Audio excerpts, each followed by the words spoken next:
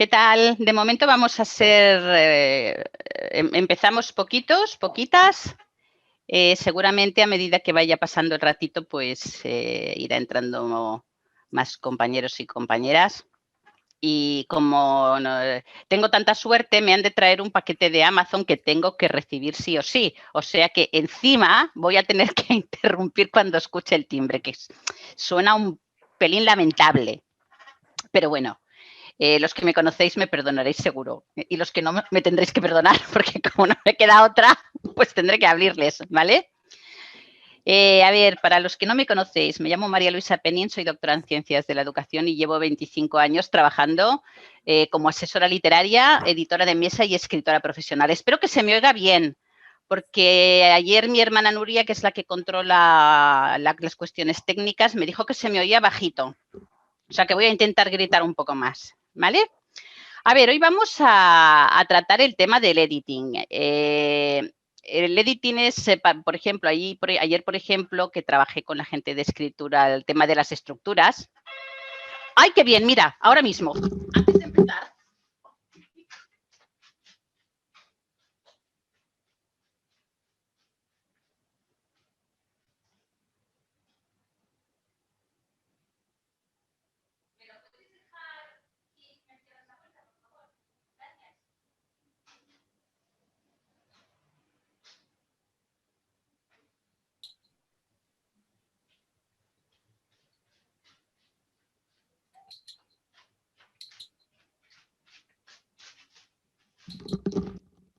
Bueno, me han dicho que me lo entraran en casa y me cerraran la puerta. O sea, si me entra algún caco, ya veremos a ver qué pasará.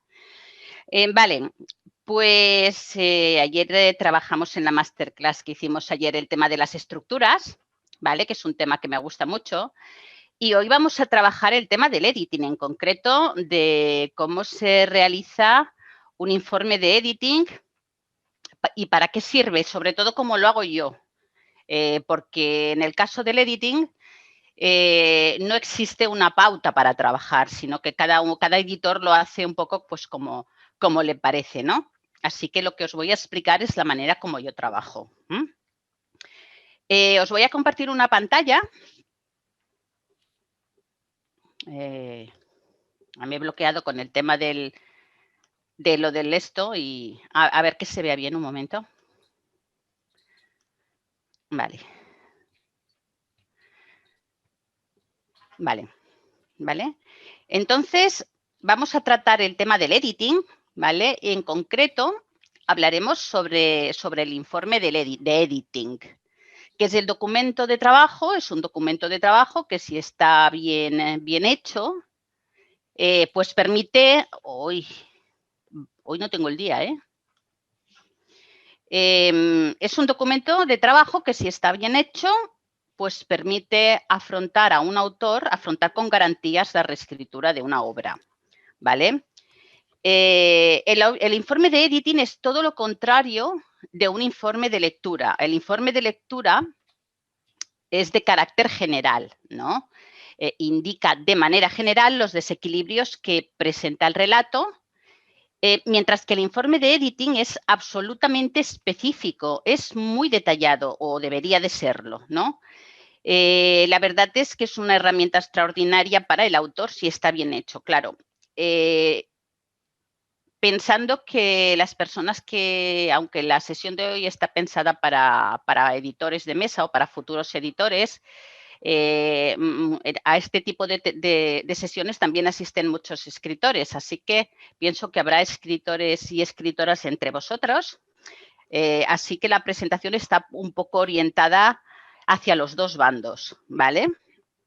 Pues lo que os estaba diciendo, que no existe una pauta concreta para realizarlo, cada editor de mesa tiene la suya propia, aunque todos trabajamos de manera muy parecida, yo os explicaré cómo asumo este trabajo y lo que puede esperar un autor de este documento. Y cuando hablo con editores o con futuros editores, siempre digo que el informe de editing implica para el autor una inversión que es bastante importante. Así que hay que ser muy meticuloso con el contenido, ¿vale? Yo, por ejemplo, para que tengáis una idea de las tarifas que podéis aplicar, yo cobro 750 € por el informe, pero le dedico semanas e incluso, según sea la obra, meses. Hay gente que cobra más y otra que cobra menos, pero implica muchas horas de trabajo, ¿vale? Y si se hace bien, un contacto continuo con el autor. Es decir, así como el informe de lectura, normalmente tú lees la obra, la redactas, la entregas y esto se ha acabado, con el informe de editing yo no trabajo así. Como ya os comentaré, de hecho, cuando tú realizas un informe de editing, tampoco tienes un compromiso con el autor de hacer algo más. Pero si el documento está bien hecho, puede ser complicadillo. Entonces, yo prefiero quedarme tranquila y trabajo bastante con el autor para asegurarme de que ha comprendido bien de lo que se trata y de que ha entendido bien lo que he tratado de explicar, ¿vale? En primer lugar, vamos a aclarar conceptos. Vamos a hablar del significado de la palabra editing para entender qué es un editing exactamente y qué no es, ¿vale? Normalmente usamos el término editing para diferenciarlo del término de la palabra edición, ¿vale? Son dos procesos totalmente distintos y existe bastante confusión al respecto, ¿vale? Cuando hablamos de edición, hablamos de un proceso que implica varias actividades respecto al libro. Implica una corrección formal, ortotipográfica y de estilo. Implica que se va a realizar la producción de la obra. Dentro de esta producción hablamos de la maquetación, de la corrección de pruebas, galeradas compaginadas, de la revisión de capillas y del resultado de la impresión. El trabajo de edición implica también un escandallo, es decir, la realización del cálculo de costes, el control de los tiempos y del calendario editorial, y el proceso de edición termina cuando el director técnico editorial, también llamado editor de mesa, da el visto bueno a la obra y ordena el tiraje, ¿vale? El editor de mesa o director técnico editorial, como lo queráis llamar, asume la responsabilidad y la coordinación de todos los procesos que se realizan para transformar un manuscrito en un libro, ¿vale? Sobre esto, solo apuntar, para que quede más claro, que hoy en día los editores de mesa no solo coordinamos procesos, ¿vale? Sino que normalmente nos piden que los realicemos personalmente. ¿Por qué? Porque cada vez hay editoriales más pequeñas que prefieren pues, contar con un editor de mesa que sea capaz de hacer todo el trabajo para reducir los costes, ¿no? A ver, muchas personas piensan que los editores de mesa no nos encargamos de la corrección formal de los textos. En teoría es así o era así antes, ¿no? Lo que hacíamos los editores de mesa era supervisar todos los procesos de producción del libro y revisábamos las correcciones, pero ahora también nos piden que corrijamos, así que el editor de mesa tiene que ser corrector profesional también. Yo, por ejemplo, cuando formo editores, siempre les digo que tienen que prepararse para ello y sobre todo hay que perder el miedo, porque corregir bien un texto a nivel ortotipográfico y de estilo es bastante complejo, ¿vale? Pero no hay que tenerle miedo. Y los formo para que corrijan también porque es más sencillo encontrar trabajo. Por lo tanto, futuros editores y editoras, poneros a corregir. Si os falta formación en este sentido, ampliadla, ¿vale? Pues a todo este proceso le llamamos edición. Y entonces vamos a ver de qué hablamos cuando hablamos de editing, ¿vale? A mí el proceso de editing es lo que más me gusta. De hecho, ahora en los últimos tiempos ya no hago correcciones de estilo ni ortotipográficas y me dedico exclusivamente al editing, que es muchísimo más entretenido, ¿no? Sobre todo cuando ya llevas tanto tiempo como yo trabajando en ello, que ya más o menos vas conociendo y dominas todos los mecanismos de la ficción, pues es un trabajo maravilloso, es muy entretenido, o sea que os lo recomiendo, ¿vale? Y bueno, siguiendo con el proceso de editing, ¿vale? El proceso de editing es anterior al proceso de edición, ¿vale? Durante este proceso, el proceso de editing, lo que hacemos los editores de mesa es proceder a lo que denominamos el ajuste de una obra. Pues para que desde el punto de vista de la narrativa reúna los requisitos de calidad que la editorial exige. Entonces, cuando un autor nos encarga un editing, no nos está pidiendo una edición formal, ¿no? Una corrección, ¿vale? Nos está pidiendo que revisemos la obra desde el punto de vista narrativo para proponer los ajustes que sea necesario, ¿vale? Al contrario de lo que dice mucha gente, el editing de una obra no debe ser subjetivo. Siempre hay una pequeña parte que lo es, evidentemente, ¿no? Pero hay muchos aspectos del editing que pueden ser perfectamente objetivos. Entonces, cuando trabajamos con los autores, realizamos el informe, a veces hacemos informes de lectura, y a lo mejor pues te pueden decir, esto lo piensas tú. No. O sea, cuando se hace un buen informe de editing o un buen informe de lectura, todo tiene que estar debidamente justificado y argumentado y ejemplificado. Porque hay cositas que sí podemos decir, hombre, yo pienso, yo creo, pero no se trata de esto, este oficio. ¿Vale? La mayoría de los aspectos que trabajamos durante el editing son básicamente y esencialmente objetivos, ¿vale? Ya lo veréis. El editing bien hecho, entonces, aclarado que se centra en los aspectos técnicos de la obra. Luego, más tarde, hablaré de esto. La persona que realiza el informe de editing de una obra tiene que conocer al dedillo los mecanismos de la narrativa.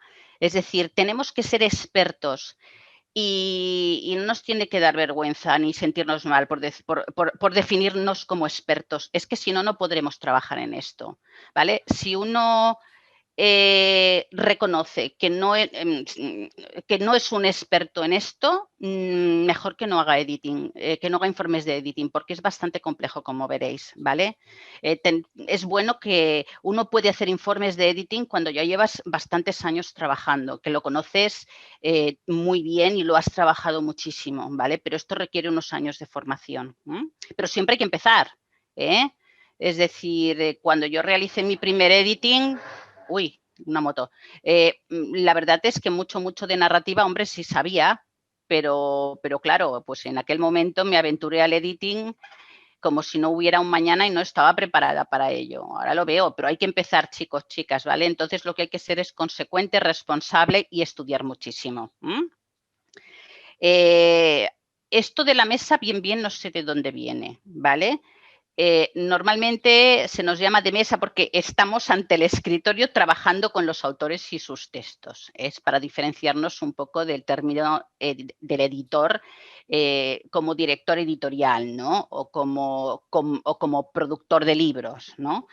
Es el profesional más capacitado para realizar las tareas de editing y para trabajar con los autores. Incluso en muchas ocasiones el editor de mesa asume la realización del editing, ¿vale?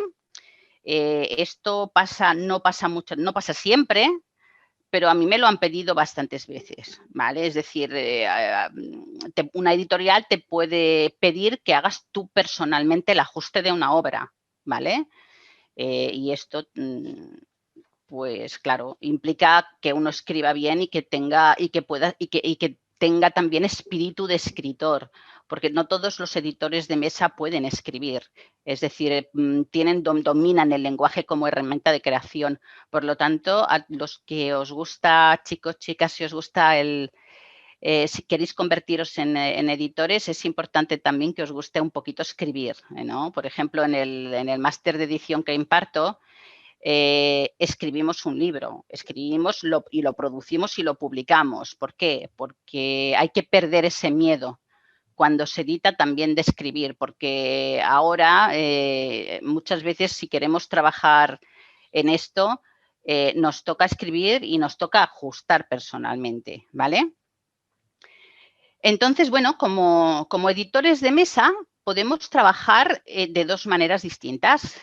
Podemos trabajar acompañando al autor desde que surgen las primeras ideas hasta el momento en que se pone punto y final, o realizando un informe de editing que permita al autor trabajar de manera independiente, ¿vale? Antes, hace unos años, no tantos, este acompañamiento se hacía en la editorial. Cuando se aceptaba una obra para publicarla, pues al autor se le asignaba un editor de mesa y trabajaban juntos con el ajuste, en el ajuste, perdón. Yo esto lo había trabajado así con bastantes autores, ¿no? Pero ahora esto solo se hace con autores que venden mucho. Así que muchos autores hoy en día tienen que contratar un editor independiente que los ayude con el ajuste.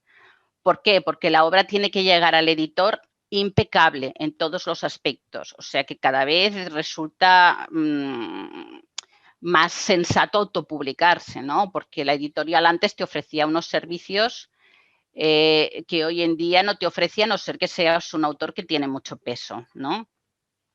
Entonces, bueno, muchos autores contratan el informe de editing, pero también ocurre que en ocasiones no tienen los conocimientos o la destreza técnica necesaria como para implementar los ajustes. ¿Esto qué significa?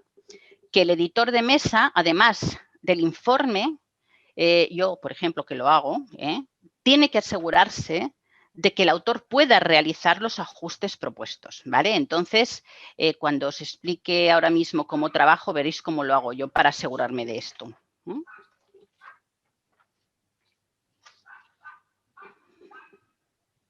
Vale. A ver, es indispensable leer la obra antes de realizar el informe y realizar algunas anotaciones básicas sobre cuestiones esenciales para tomar ciertas decisiones, ¿vale? Decisiones sobre la orientación. Y ahora me diréis, hombre, ¿pero qué me estás contando? Habrá que leerse la obra, ¿no? Obvio, no tanto. Ahora entenderéis por qué.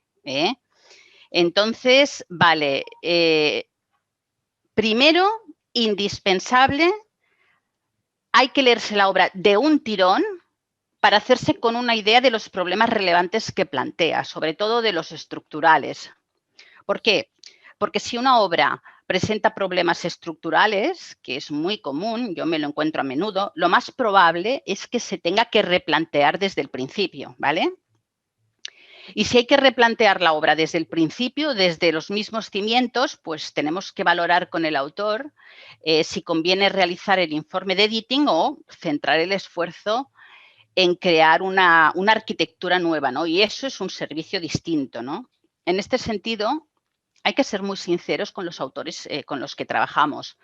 A veces se puede realizar un editing, aunque pensemos que habría que replantear la obra desde cero, pero bueno, dependerá también de la obra y del tipo de ajuste que se requiera, ¿no? Más tarde vamos a profundizar en ello.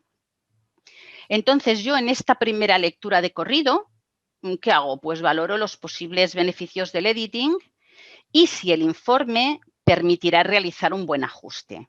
Y tomada esta decisión, empiezo a trabajar ya en el informe. Entonces, os voy a explicar mi forma de afrontar la tarea y un poco os la voy a justificar.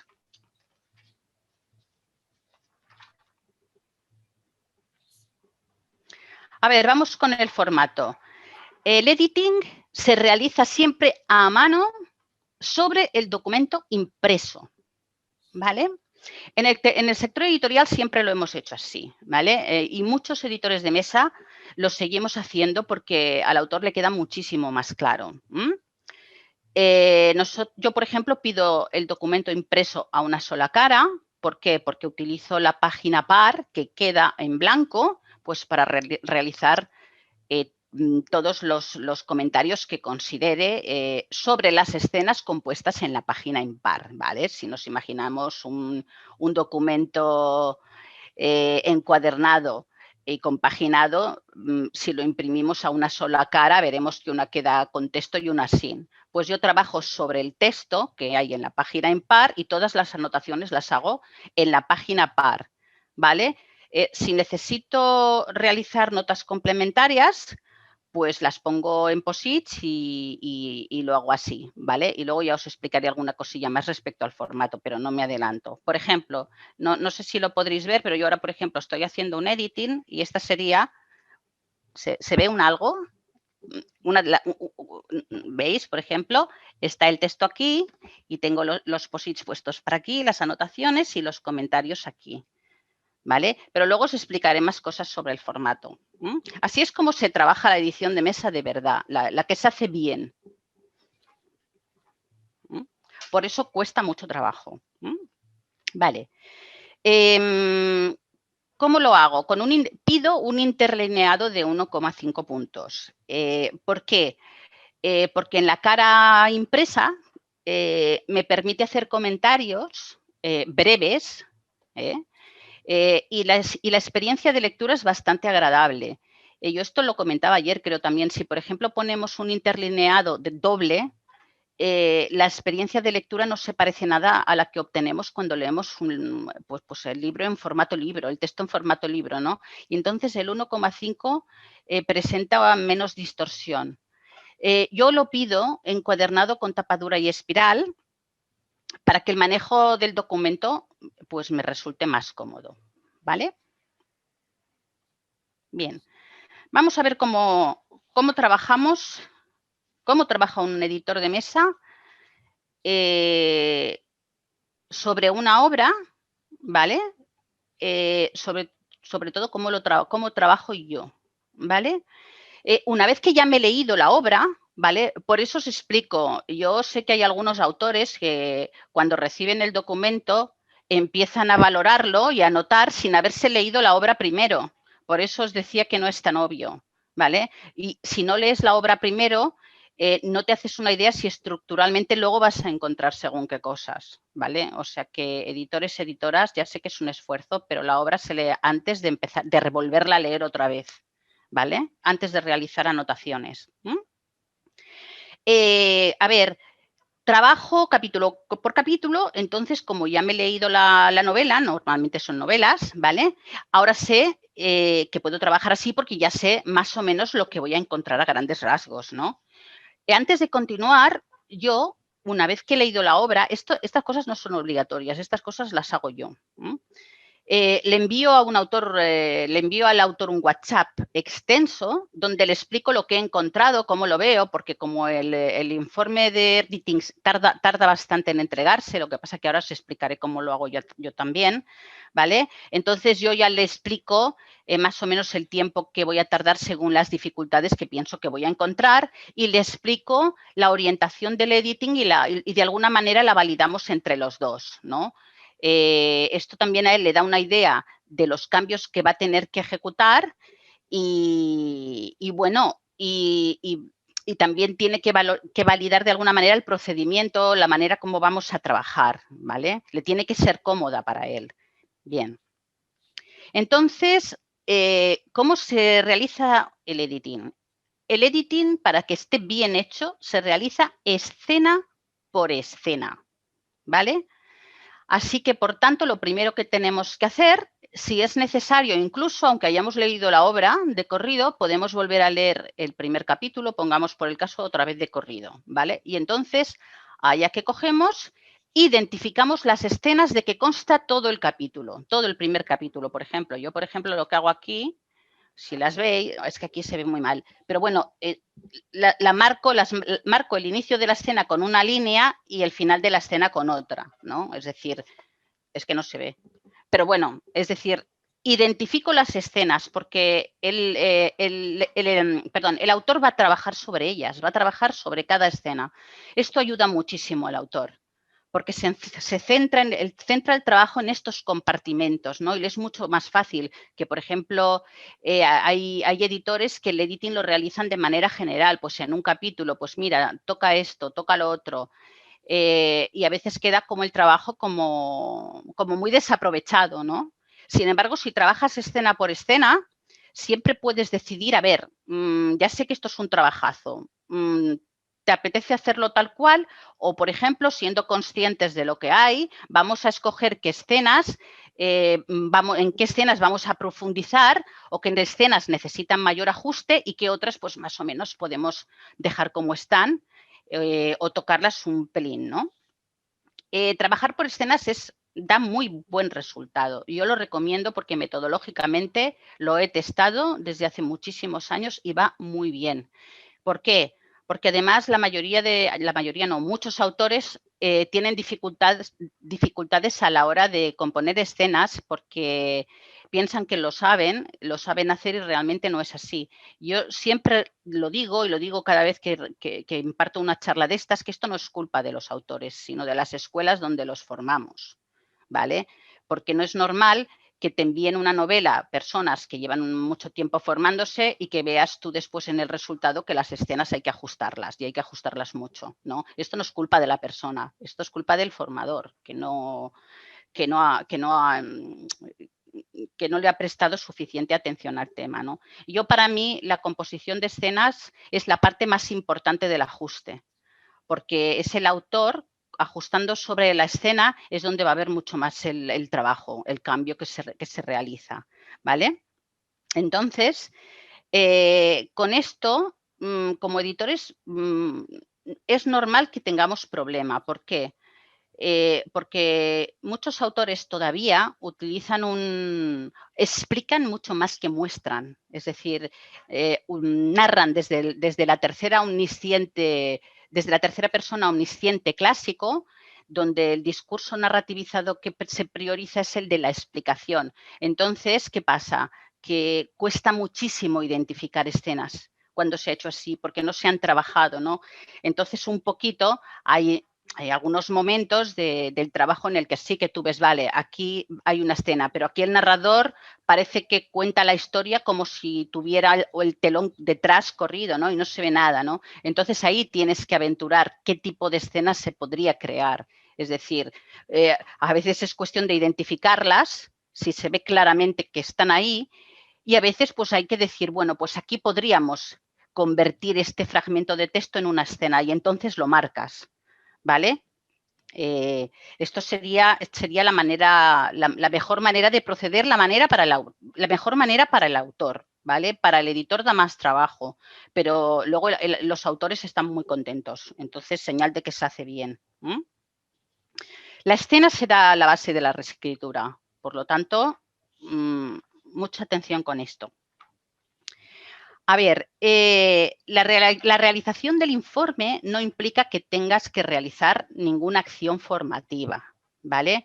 Pero yo la incluyo en la tarifa. Cobro un poquito más porque, aunque describa con detalle cada procedimiento que la autora ha de realizar para afrontar el ajuste, pues en algunos casos resulta complicado. Entonces, bueno, normalmente, por ejemplo, hay algunos aspectos que los trabajo con ellos siempre. Por ejemplo, la composición de escenas, las distintas formas del discurso, ya que sin ellas, si no las conocemos bien, no podemos equilibrar las escenas. Los diálogos y después el redondeo, el perfilar mejor por ejemplo, el protagonista. Por eso, editores, editoras, el editing no puede ser barato, ¿vale? Porque exige muchísimo trabajo, muchísima dedicación si se hace bien, ¿vale? ¿Qué pasa? Que si se hace de manera muy superficial, esto al autor no le sirve de ninguna ayuda, ¿vale? Porque el autor lo que necesita son elementos específicos para trabajar, todo al detalle. Por ejemplo, por lo tanto, no podemos marcar en una hoja un poquito esto y lo otro, no. Hay que marcar muchísimo. Por lo tanto, es fácil que haya cositas que luego al autor le resulte difícil ajustar. Por eso mismo es importante incluir un par o tres de sesiones de formación, ¿vale? En estas cuestiones. Entonces, ¿qué hago yo? Algo que tampoco se suele hacer, pero que yo lo hago porque me quedo más tranquila. Esto me viene de la pedagogía, que soy pedagoga, ¿vale? Cuando yo he realizado el editing, por ejemplo, 4, 5, 6 capítulos, ¿qué hago? Se lo devuelvo por correo, esos 4, 5, 6 capítulos. Entonces, mientras yo voy trabajando, continúo con el editing, le pido que estudie bien esos capítulos y que me reenvíe el primero y el segundo como mínimo. Entonces, así compruebo que no tiene problema para entender las indicaciones, ¿vale? Y luego los reviso, ahora ya sí en un procesador de textos. Yo se lo devuelvo como él me lo ha enviado en un documento, yo quito las páginas de los 7 primeros capítulos, se las reenvío por correo y él ahora ya no me devuelve más.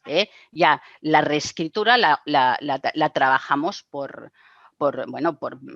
el Word, con el procesador de textos. Y así es como yo me aseguro de que la tarea se puede afrontar sin problemas, ¿vale? Lo que os digo, esto no suele hacerse. La realización del informe no implica que tengas que asegurarte de que el autor puede hacerlo.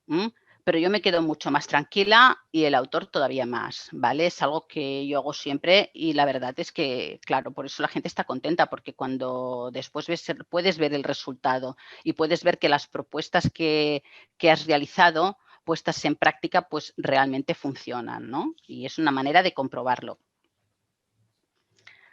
Bien.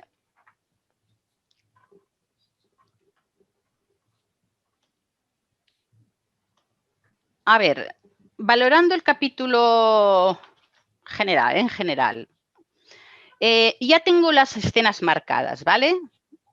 Ya os he explicado que las he dividido y entonces os voy a explicar en qué centro mi atención.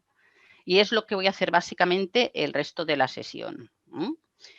¿En qué me fijo en primer lugar? Esto tengo que hacerlo escena por escena, ¿vale? En primer lugar, compruebo si existe un equilibrio entre los diferentes componentes de la escena, es decir, pausas, sumarios y elipsis. Esto suele estar desequilibrado casi siempre, ¿vale? ¿Por qué? Porque hay autores que no tienen claro qué significa exactamente mostrar y explicar. Y si no tienes claro esto, pues los diferentes componentes de la escena aparecen a menudo desequilibrados. Por lo tanto, es una de las cosas que primero tenemos que ajustar.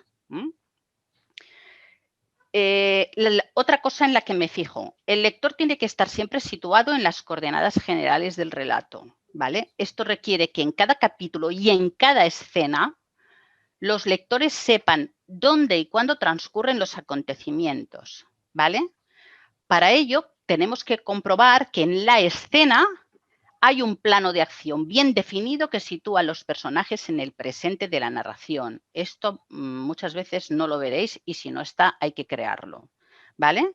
Por lo tanto, hay muchas escenas que se componen sin plano de acción y eso no os lo adelanto porque hablaré de ello dentro de un rato, ¿no?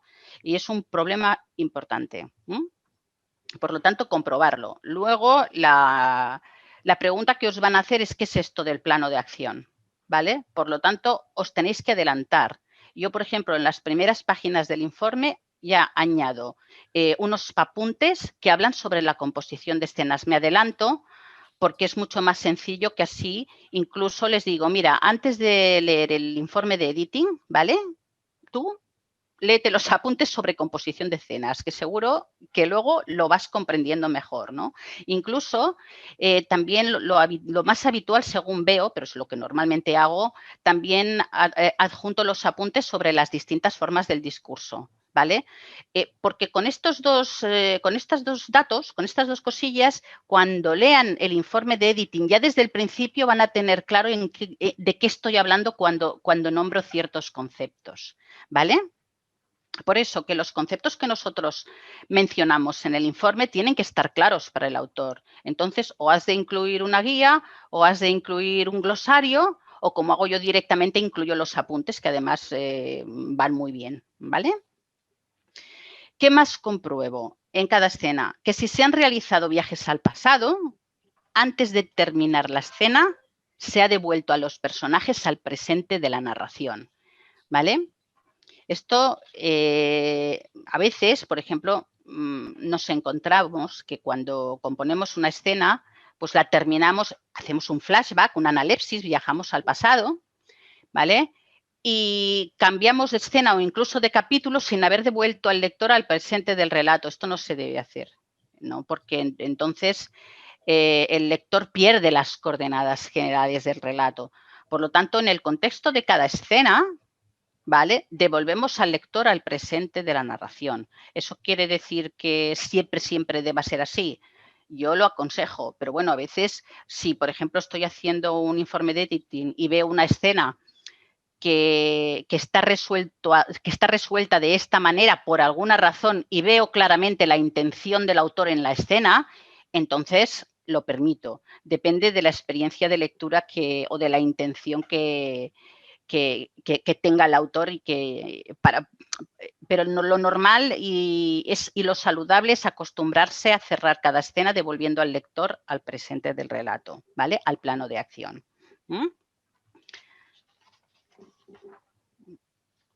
A ver. Más cosas que voy comprobando. Compruebo que se han establecido adecuadamente en cada escena los nudos de desenlace y los consiguientes encabalgamientos, ¿vale? Esto es lo que permite asegurar la continuidad, una experiencia de lectura fluida. Si no se ha hecho, en la página blanca indico cómo tiene que hacerse, ¿vale? A veces esto está más o menos y no hace falta que en todas las escenas, si ves que en general es un fallo general o que esto tiene que equilibrarse, en general dices, pues pones una notita en el capítulo y dices, repasan los nudos de desenlace y los encabalgamientos de cada escena, ¿no? Y marcas los que consideras que realmente necesitan un mayor ajuste o que les dedique más atención, ¿no? Más cosas. Compruebo que la escena es visible, ¿vale? Esto es un criterio de calidad editorial, es un parámetro editorial, no me lo invento. Es decir, que el lector, con la información que se presenta en la escena, puede construir una imagen mental del escenario donde transcurren los acontecimientos. Esto me da la impresión de que cada vez que hago una charla lo repito, ¿no? Pero es que es súper importante.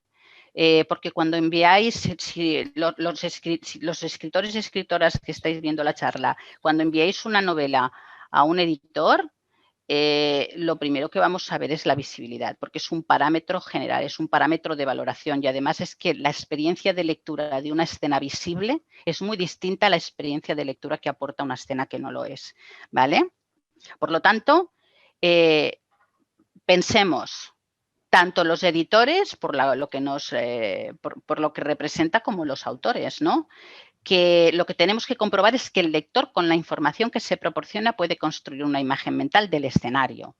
Vale, pero no solamente compruebo eso, compruebo que el espacio psicológico en cada escena sea compuesto con la debida intención, ¿vale?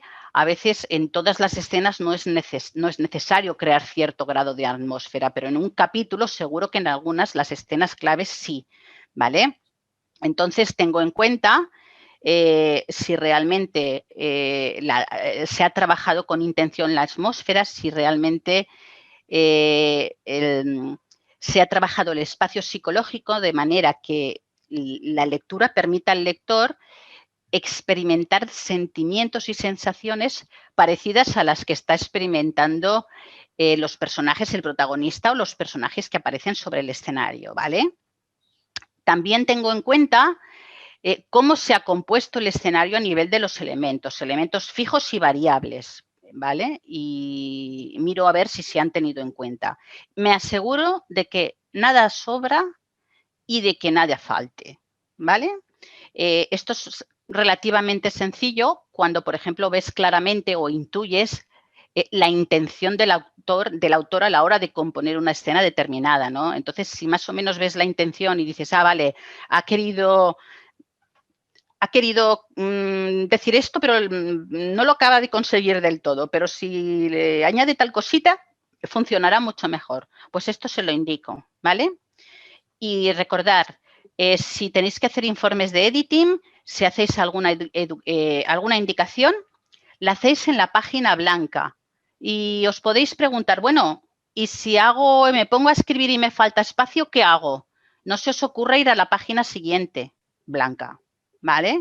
Es decir, en la página blanca, si tenemos la par, la 18, la página 17 se reserva para comentar la 18. Si me quedo sin espacio, cojo un folio aparte y lo grapo, ¿vale?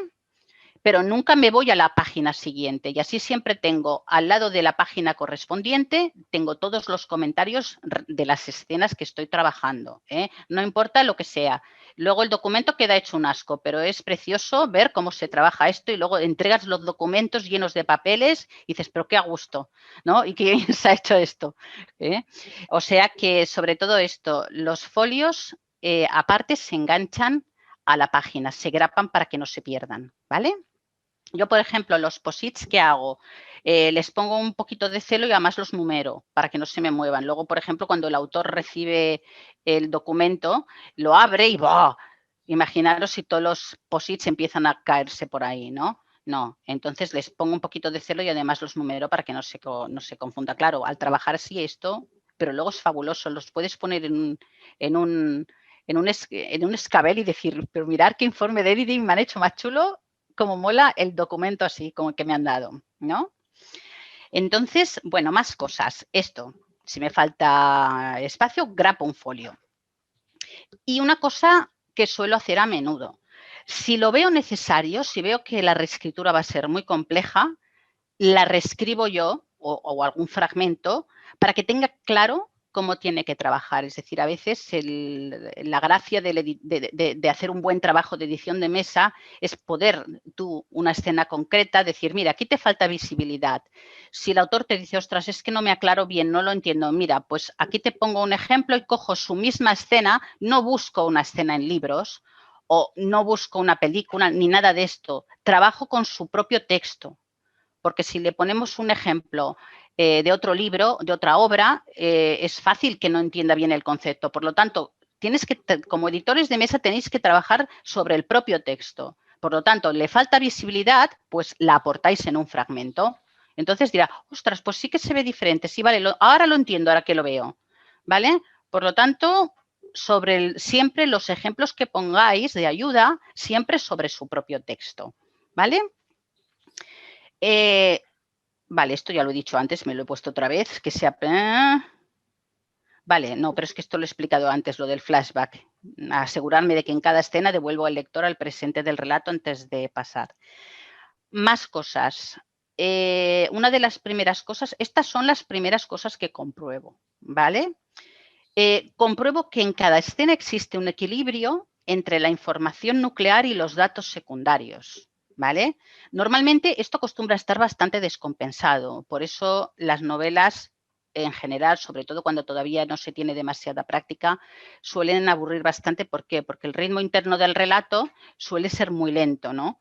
Y esto es porque las escenas se construyen sobre datos secundarios y no al revés. Por eso es importante que los apuntes sobre la composición de escenas vayan siempre como de regalo, ¿no? Y se vayan dando antes de empezar, porque así es que estos conceptos ya cuando los ven en el informe ya dicen, vale, entiendo de lo que me estás hablando, ¿vale?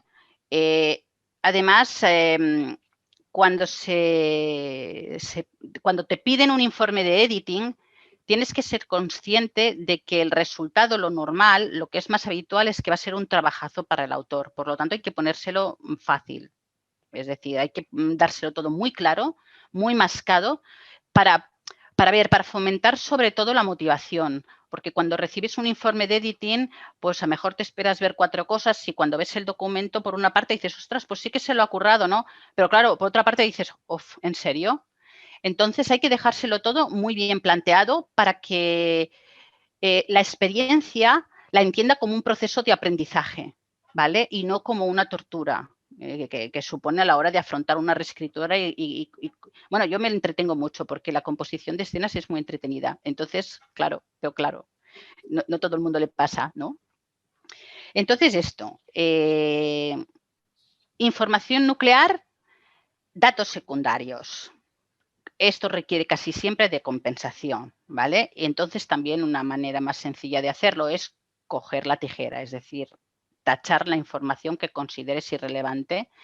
Yo normalmente la subrayo en un color suave para que no sea agresivo. Y entonces, por ejemplo, digo, mira, en rosita te marco información secundaria que desde mi punto de vista no es lo suficientemente relevante como para que figure en la escena. Y esto, por ejemplo, lo que está haciendo es ralentizar mucho el relato. Entonces, le sugiero que la elimine. Luego, siempre él o ella siempre decidirán. El autor siempre tiene que decidir lo que hacer con su obra, ¿vale? Nunca puede hacer si no está convencido lo que otras personas le dicen, ¿no? Por lo tanto, se lo tienes que justificar muy bien.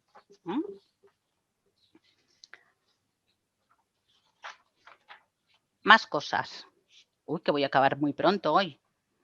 Con lo que cuesta hacer un informe de editing y lo pronto que voy a acabar de explicarlo. Cosas que compruebo. A ver, también muy importante, ¿vale? Hoy, un momentín, que no veo... Uy, hay aquí que... Un momentín.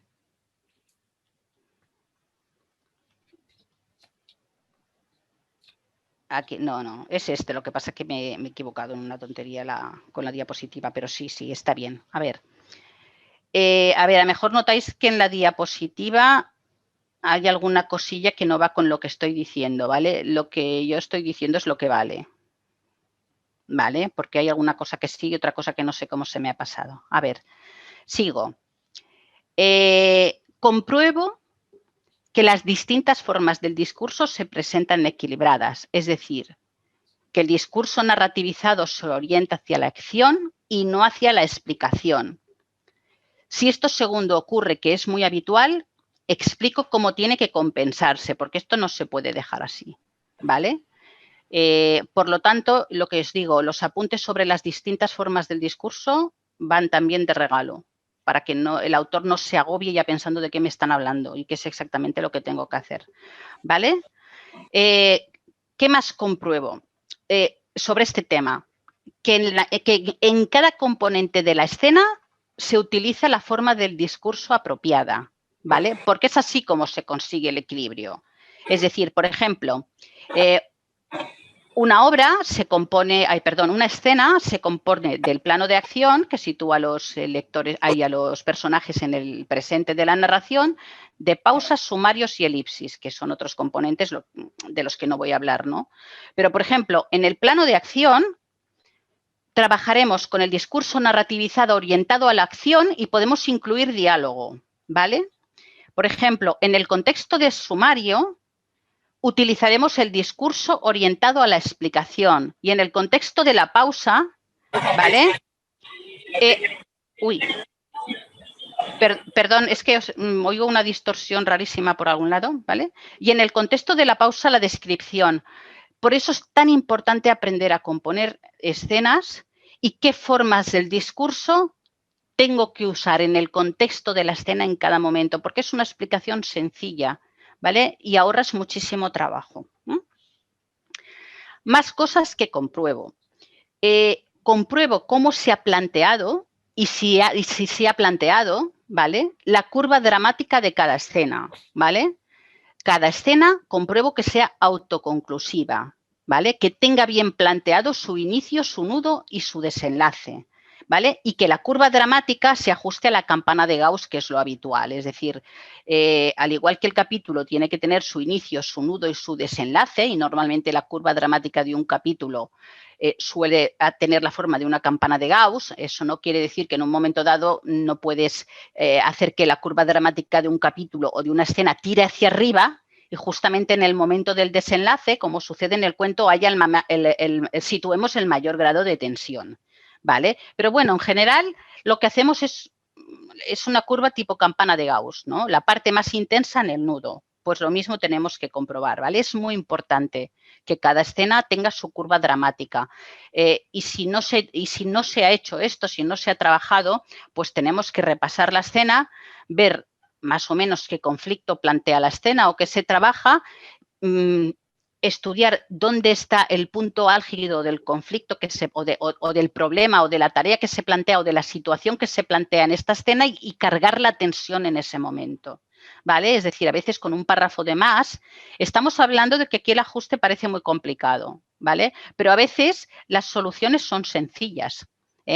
Hay mucho trabajo, pero a veces con unos parrafillos, ¿vale? Tenemos suficiente como para compensar un desajuste en un sentido u otro. Es decir, bueno, podemos ponernos a llorar, pero no es para tanto. Bien, más cosas. Compruebo el cronograma de la escena. Es decir, esto es difícil porque muchos autores no lo tienen en cuenta. Entonces, en cada escena yo intento pues adivinar o aventurar las acciones que están realizando esos personajes. Si esa escena se diera a tiempo real, ¿cuánto tiempo sería coherente que durara? Imaginaros que estamos editando una escena o planteando el editing de una escena en la que un matrimonio está cenando en un restaurante, ¿vale? Tienen una discusión y enseguida, pues cuando terminan el postre, ella se levanta de la mesa y se marcha enfadada, ¿vale? Entonces, claro, tenemos que pensar, vale, esta pareja ha comido, por lo tanto, ¿cuánto se supone que la escena, si fuera tiempo real, cuánto hubiera durado? ¿3/4 de hora? ¿1 hora? ¿Vale? Por lo tanto, esa hora tenemos que asegurarnos de que la vamos marcando de alguna manera, ¿vale? Cuando hablo de cronograma me refiero a eso, a ver cómo marcamos el paso del tiempo en cada escena. Y si, por ejemplo, pues pensamos que esta escena dura 1 hora, tenemos que pensar cuántas acciones sería coherente que cupieran en esta unidad de tiempo. No sé si me estoy explicando bien, es decir, si en 1 hora que lo podemos hacer, ¿no? Pero si construimos la escena es para que tenga un sentido. Por lo tanto, tenemos que pensar qué acciones están realizando. ¿Es coherente que puedan realizar estas acciones en ese tiempo y más o menos que sea medido? Así nos aseguramos de que la escena tiene un buen alcance. ¿Qué significa esto? Que hay suficiente cantidad de acción por cada unidad de tiempo. Esto es esencial, porque si hacemos esto, conseguiremos un relato dinámico. ¿Vale? ¿Y cómo lo reforzamos? Asegurándonos de que el discurso narrativizado orientado hacia la acción predomine sobre el discurso narrativizado orientado a la explicación. ¿Vale? Por lo tanto, todo esto lo tenemos que indicar de una manera u otra. A veces decimos, este capítulo es lento, es aburrido, pero ¿qué parte de este capítulo? Pues aquí donde dice no, vamos a dividirlo en escenas. Lo primero, vamos a ver dónde está el problema, dónde está la escena que aburre. Hay un desequilibrio, hay escenas que son demasiado extensas y hay algunas demasiado breves que a lo mejor son importantes y se tendrían que haber trabajado más. Hay un exceso de explicación en algunas escenas, hay datos de los que podríamos prescindir. ¿Cómo podemos agilizar el ritmo interno del capítulo? ¿Vale? Pero tenemos que verlo escena por escena, porque si hablamos del capítulo en general es como a un autor no le dices nada. Por lo tanto, escena por escena.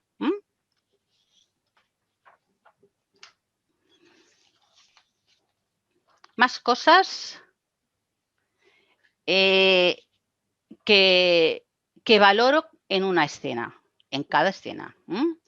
Compruebo el grado de tensión dramática de la escena, ¿vale? Es decir, no puede suceder nada en una novela que no sea suficientemente intenso, ¿vale? Por lo tanto, cada escena tiene que tener su punto álgido cuando hablamos del nudo de la escena, bien cargado de tensión dramática, bien cargado de información relevante, ¿vale? Entonces, a lo mejor decís, ostras, si valoras las escenas así, no puede ser que se genere fatiga. Porque, claro, no. ¿Por qué? Porque en cada escena, allá donde cargo de intención y de intensidad, después, por ejemplo, a lo mejor pongo una pausa, un detalle de descripción para ralentizar el ritmo y permitir al que el lector pueda respirar, ¿vale? Entonces, claro, todo esto es lo que voy comprobando. Entonces, lo que suele pasar es que suele ser más habitual encontrar que falta intensidad en las escenas, ¿vale? Que son pobres en cuanto a información nuclear, a información relevante y a lo mejor hay demasiada explicación y demasiada descripción, ¿vale? Si veo que falta intensidad, lo que hago es reescribo una parte, no todas, cojo una, la reescribo para que el autor vea cómo tiene que trabajar y eso sí, le indico las orientaciones que yo considero necesarias para que cargue de intensidad las escenas, las distintas escenas del capítulo. A mejor, yo que sé, a mejor hay 3 que están bien y a mejor hay una que no. Si a mejor en general llevo ya 3, 4, 5, 6, 7 capítulos de editing y veo que hay mucho trabajo, pues a lo mejor si veo que hay alguna escena que le puedo evitar, pues le digo, bueno, en esta y en esta escena vamos a pasarla, vamos a dejar así, ¿vale? Pero vamos a trabajar la escena cuarta del capítulo 8 y aquí la vamos a cargar bien de tensión para que no pierdas el interés del lector, ¿vale? Por lo tanto, tensión dramática en cada escena, ¿vale? Voy regulando la tensión, cargando las escenas de acción y relajándolas con algunos fragmentos en pausa, pero muy breves las pausas. Importantísimo, cómo suben los personajes al escenario en cada escena, ¿vale? Cada vez que un personaje sube al escenario, bueno, el protagonista sobre todo, pero el resto también, imaginaros que estáis viendo una obra de teatro, es así como tenéis que valorar la escena y los escritores como tenéis que escribirlas, ¿vale? Vosotros estáis en una butaca y veis el escenario, pues vuestros personajes suben al escenario a hacer cosas, ¿no? Entonces, yo lo que hago es visualizar o intento visualizar esa escena e intento imaginar esos personajes y lo que hacen, ¿no? A ver, intento ver o veo en qué medida resultan redondos o planos en función de los cuatro parámetros: la voz, la apariencia, la visión y la personalidad, sobre todo la del protagonista, ¿no? Entonces, claro, a veces dices, según cómo va el editing, dices, a mí me va a matar cuando reciba este documento el autor. Entonces, vamos viendo, ¿no? Es decir, si la obra tiene muchos desajustes, pues vamos valorando lo más importante. Siempre advertimos de lo que hay, eso sí. Esto está así, pero mira, yo lo que te aconsejo es que te olvides de esto y te centres en esto, ¿vale? Porque haciendo esto es suficiente, ¿no? Luego ya en otra versión de la obra o en la próxima obra ya tendrás en cuenta todas estas cosas, ¿no? Entonces, bueno, que el protagonista se vea siempre bien definido en cuanto a la voz, a la apariencia, la visión del mundo y la personalidad. Me aseguro también de que en cada escena el protagonista esté rodeado de secundarios y figurantes que sean necesarios, ¿vale? A veces, por ejemplo, ves una escena que dices, hoy está como en una burbuja los personajes, esto no se ve natural, ¿no? Y dices, ostras, si aquí uno de los dos personajes o el protagonista se levantara de la mesa, se asomara a la ventana y escuchara a los niños que hay en el patio, pues eso pues aporta color y aporta dinamismo, ¿no? Dinamismo y algo de movimiento, ¿no? Entonces, a veces esto también lo podemos hacer porque son soluciones sencillas y a lo mejor una escena que se ve muy sosa, la cargas de una impresión de dinamismo que viene muy bien. No es auténtico dinamismo porque a lo mejor no hay suficiente tensión dramática, ¿vale? Pero se ve movimiento. A veces, por ejemplo, una escena la puedes cargar de olores, de texturas, ¿vale? Y eso también contribuye. Entonces, eso sí, me aseguro de que cada personaje cumple con una función y que no están allí por estar. Más cosas. ¿Se me oye bien? Vale. Una cosa que me suele llevar bastante tiempo si se quiere hacer bien, que es los diálogos, ¿vale? Normalmente incluyo apuntes sobre la composición de diálogos, ¿vale? En lo que me fijo es que los diálogos se hayan compuesto con la debida intención, ¿vale? Es decir, hay veces que simplemente ponemos a conversar o los autores ponen a conversar a los personajes porque el diálogo dinamiza en sí mismo el relato. Esto no se tiene que hacer. Nunca los personajes subirán a hablar por hablar, ¿vale? Hay que cargar los diálogos de intención y allá donde veáis como editores un diálogo que no tiene ninguna carga, que no tiene ninguna intención, a eso hay que dársela. O quitamos el diálogo o si consideramos que tiene que haber, porque hace mucho, por ejemplo, porque es un capítulo cargado de explicación, o de datos secundarios. Si necesitamos dinamizar un poquito la escena, pues vamos a pensar qué podrían decir esos personajes que realmente estuviera cargado de intención, ¿vale? Pero nunca tienen que hablar de banalidades. Otra cosa que tenemos que comprobar, que cada personaje tenga su propio registro lingüístico. Esto es lo más complejo.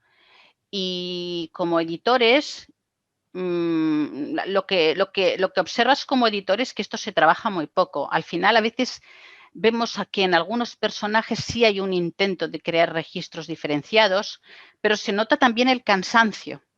Y a medida que avanza la novela, el registro lingüístico de los personajes se parece más a la voz del propio autor.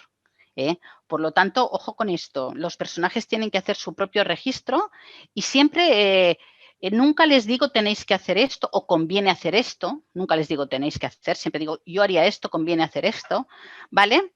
Y siempre explico cómo hacerlo, ¿vale?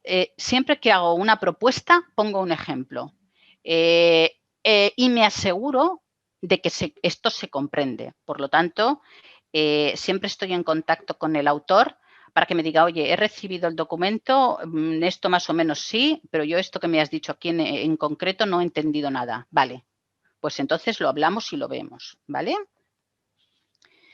En las escenas clave, ¿vale? Me aseguro de que el conflicto sea lo suficientemente potente, ¿vale? Que predomine la información relevante. Por ejemplo, ayer, algunos estabais en la clase, en la sesión de ayer, que hablábamos de estructura, hablábamos de la composición en 3 actos y hablábamos de puntos clave. Por ejemplo, el punto medio, ¿no? O el primer punto de giro o el segundo punto de giro. Pues las escenas que compongan estos momentos clave tienen que estar cargadísimas de tensión dramática. ¿Qué hago yo? Busco estos puntos. Ya sé que a veces intencionalmente no se han creado, pero igualmente tenemos que buscarlos o crearlos, ¿no? O más o menos. Entonces decido, vale, más o menos el punto medio, vale, tendría que estar por aquí, sí. Voy a ver si consigo crear un punto medio allá donde no lo hay. Y donde yo lo intuyo, pues lo voy a reforzar, pero cargo de tensión aquellos momentos donde considero que no puedes perder de ninguna manera la atención del lector, ¿vale? Cuando se trata de novela negra o ficción criminal, ficción detectivesca, esto es otra cosa, esto es mucho más trabajoso, porque entonces además se ha de estudiar cómo se ha planteado la gestión de la incertidumbre, ¿vale? A veces incluso lo retoco yo misma, a veces lo planteo, a veces lo retoco porque es muy complejo. Entonces, bueno, a veces le digo, lo hablo con el autor y le digo, te voy a poner 3 o 4 ejemplos desarrollados o un capítulo entero, lo voy a reescribir dosificando bien la información, aplicando de manera práctica la teoría del iceberg para que veas claramente de qué te estoy hablando, ¿no? Porque es algo que normalmente trabajamos poquito, se trabaja poco en las escuelas, ¿vale? Y normalmente en general las novelas en sí van bastante flojitas en este sentido, ¿no? Falta incertidumbre, falta misterio, falta suspense, pues porque nos enseñan a pensar que el suspense es un género.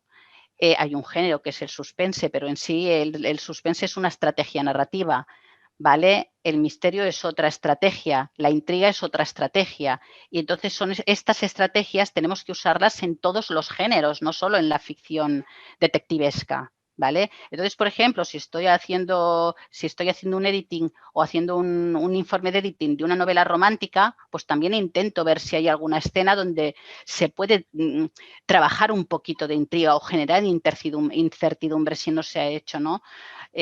Porque siempre intentando no perder en ningún momento la atención del lector, ¿vale?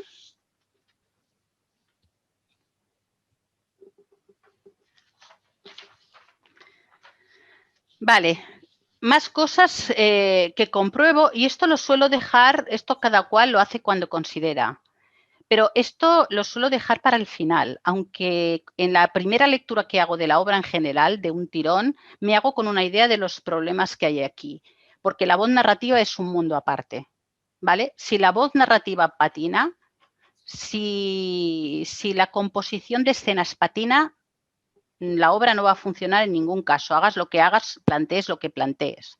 Por lo tanto, esto hay que trabajarlo bien, la composición de escenas y luego la voz narrativa, ¿vale?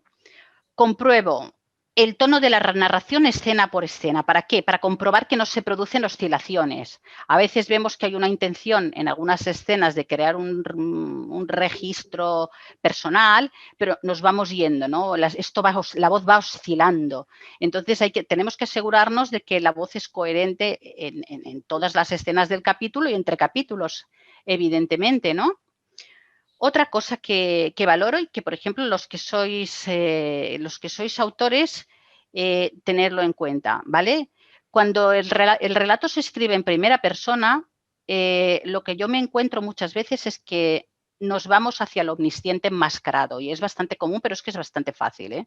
Esto se ha de repasar bien porque es muy fácil empezar en primera persona y no te has dado cuenta y ya has perdido la subjetividad y te has ido a la omnisciencia, ¿vale? Y entonces esto se tiene que comprobar, no escena por escena, línea por línea, ¿vale? Y a veces con una lectura no basta porque son cosas que son complicadas de detectar en un par de lecturas. O sea que recordad, si trabajáis en primera persona, no os vayáis hacia lo omnisciente. Recordad que es subjetiva, por tanto no os podéis introducir en la mente. Entonces, esto lo comprobamos también y si identificamos, esto sí que lo podemos marcar o bien lo subrayamos o lo marcamos en el mismo texto, ¿vale? Allá donde vemos que el autor se ha ido hacia la omnisciencia. Compruebo que el registro lingüístico del personaje, sobre todo del protagonista, tenga personalidad, ¿vale? Y que la voz narrativa se haya compuesto con un tono, con un registro diferente al del autor. ¿Vale? Tenemos que acostumbrarnos sobre todo los editores de mesa que trabajamos mucho con autores, a que el autor se acostumbre a que la voz narrativa el narrador es un personaje y tiene una visión y una voz y una visión del mundo que son diferentes a la suya. Por lo tanto, esto hay que trabajarlo.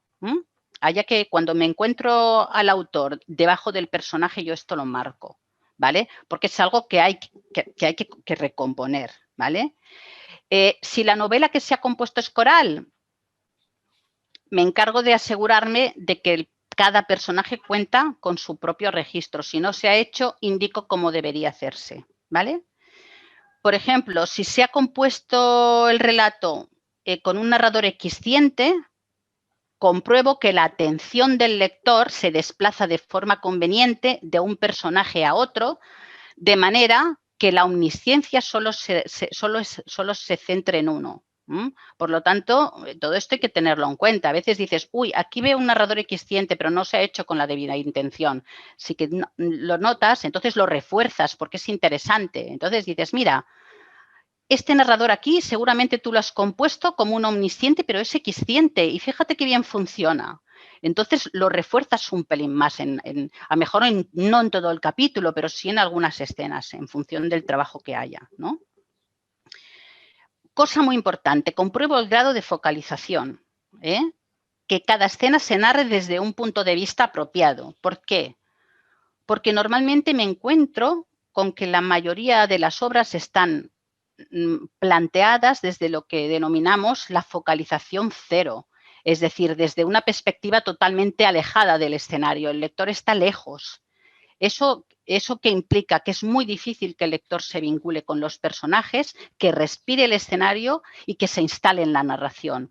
Por lo tanto, lo que hago es escena por escena, por ejemplo, veo un capítulo y digo, vale, focalización cero. Pues digo, vamos a ver dónde resulta más conveniente que provoquemos un acercamiento y vamos a ver cómo podemos hacerlo, ¿no? Y entonces lo que hago es voy proponiendo ajustes de manera que el autor no se agobie demasiado, porque va a tener trabajo, sobre todo si el informe lo hago yo, va a tener trabajo seguro. Pero lo que intento también es que no se desmotive y no se me desmorone antes de empezar, ¿no? Por lo tanto, si veo que la obra, analizando cada escena, pues necesita un ajuste aquí y aquí, pero pasando y en vez de ajustar estas 3 escenas, pues ajustamos 1,5, pues yo lo propongo. Siempre digo lo que veo, pero siempre propongo una opción que digas, vale, el ajuste que va a realizar el autor va a funcionar bien y esto otro que lo tenga en cuenta para la próxima obra, ¿no? Porque si no, claro, se corre el peligro también de que cuando el autor ve el informe de editing le parece fabuloso, pero después a la hora de ajustar dice, madre de Dios, ¿dónde me he metido yo? Por lo tanto, intentar ir discriminando, vale, pues aquí focalización cero en todo el capítulo, no, en todos los capítulos, vale, vamos a escoger los capítulos más importantes, las escenas más tensas y aquí vamos a ver si podemos cambiar el foco y las demás las dejamos como están, ¿vale? Y ahora volvamos al principio. Como veis, el informe de editing para estar bien hecho tiene que ser específico, tiene que ser hecho así, ¿vale? Hay editores que solo trabajan con estos 6 parámetros de valoración que os indico ahora. Estos son los parámetros generales. Pero claro, que a mí me digan que en un capítulo pues falta persuasión o falta naturalidad o falta visibilidad total, es muy poco. Realmente el editing que permite o el ajuste que permite es muy escaso. Esto cuando el autor es avezado y ha hecho muchas novelas, pues normalmente el editing se puede plantear así. Pero normalmente las novelas con las que vamos a trabajar, si quieres realmente hacer un buen trabajo y que el autor quede satisfecho, tienes que hacerlo escena por escena. Es que te quedarán súper agradecidos y agradecidas porque realmente aprenderán un montón, ¿vale? Pero si, bueno, queréis hacer una valoración general o un informe de editing general, podéis hacerlo exclusivamente con los parámetros, a partir de los parámetros generales de valoración. Yo, por ejemplo, los informes de lectura, que sí que son generales, los hago con base en estos 6 parámetros y es lo que valoro, ¿vale? Los voy a comentar muy brevemente. Estos parámetros los editores siempre los tenemos en cuenta, o sea que cuando enviéis una novela, ¿vale? Los autores y autoras que estáis por aquí, asegurados de que estos parámetros los tenéis controlados. La persuasión de la obra en general, pero sobre todo del inicio. En los informes de editing es importantísimo que analicemos bien el inicio, la primera escena, la primera y la segunda, ¿vale? Porque tienen que ser absolutamente persuasivas. Si no terminan de serlo, hay que reforzarlas sí a sí. Las 2, 3, 4 primeras escenas de la obra tienen que ser impecables, por lo tanto hay que meter toda la carne del asador ahí, ¿vale? Personalidad.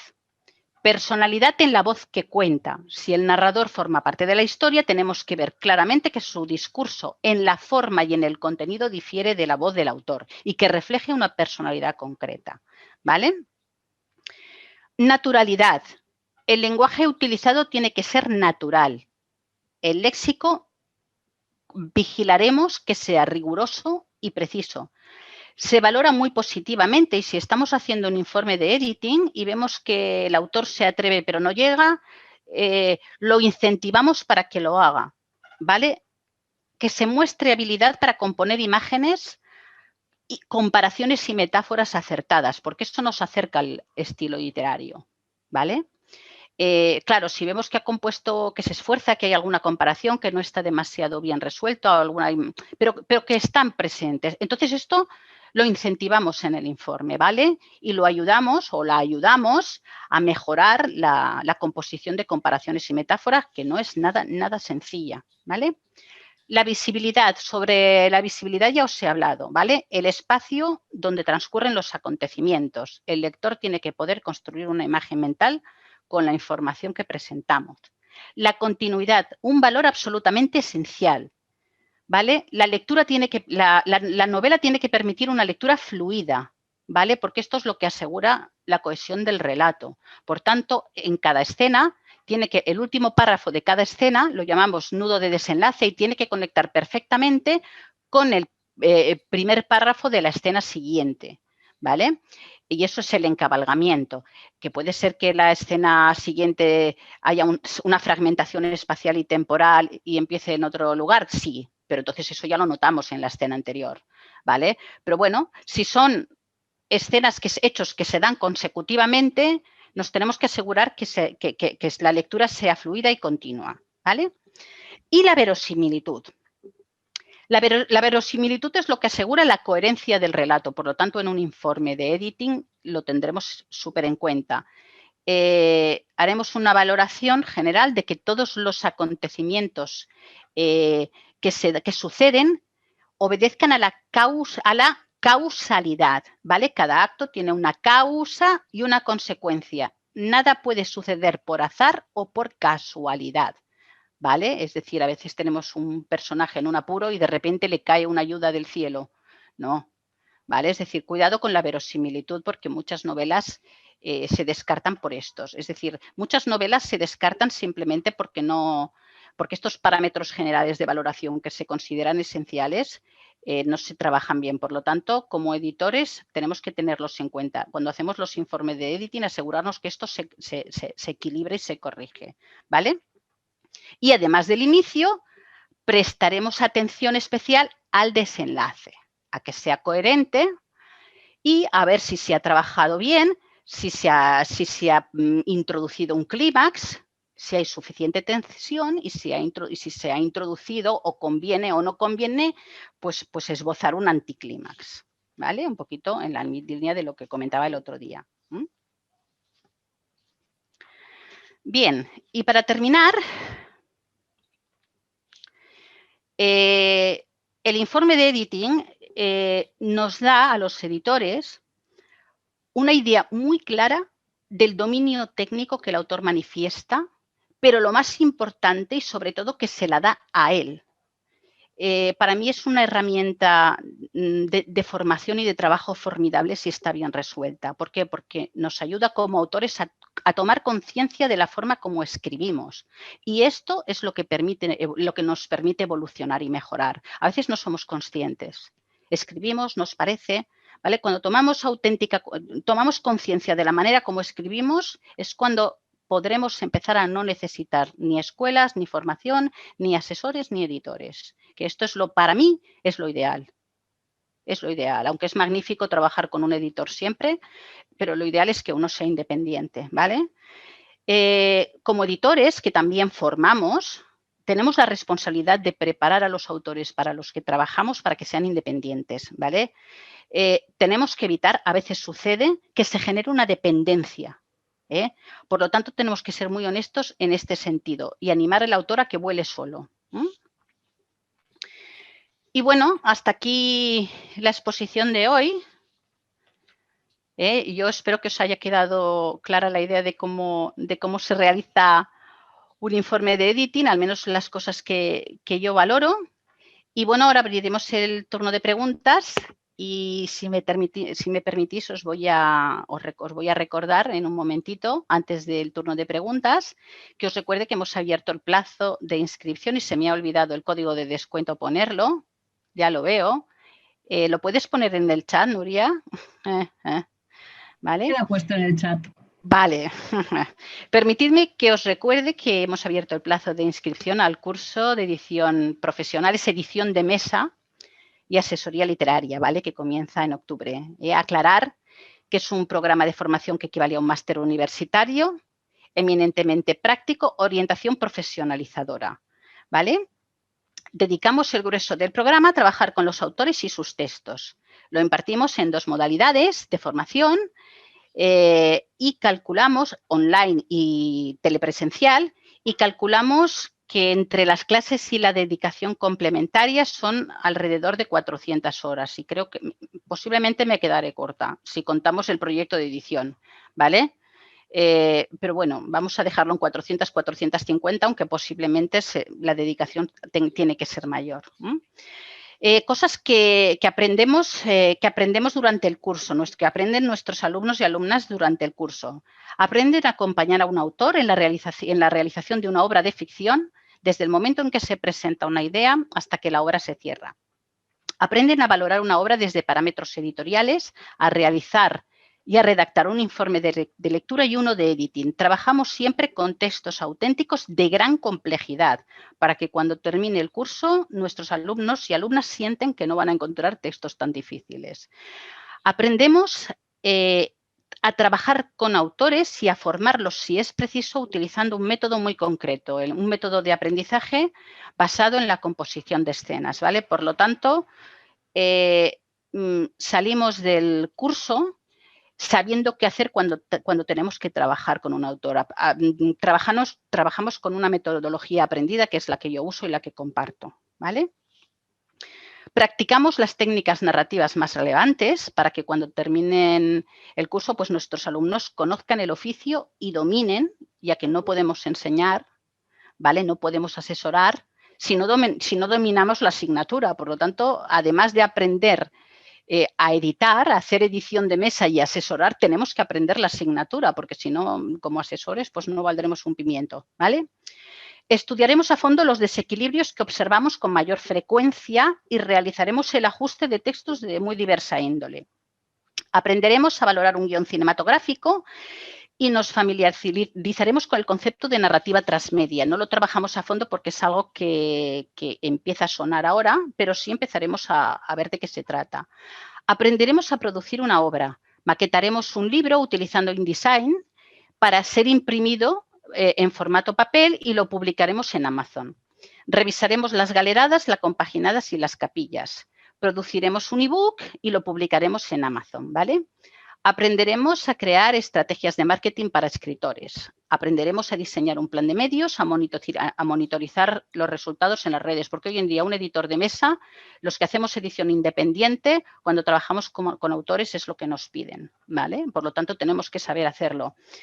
Estudiaremos las formas de contrato de edición más usuales, nos familiarizaremos con el trabajo de la gente. Y para que os resulte más sencillo encontrar trabajo, pues realizaremos el diseño y el desarrollo de un plan de acción que incluye el desarrollo profesional de vuestro portfolio o página web digital, ¿vale? La creación del briefing y la del elevator pitch.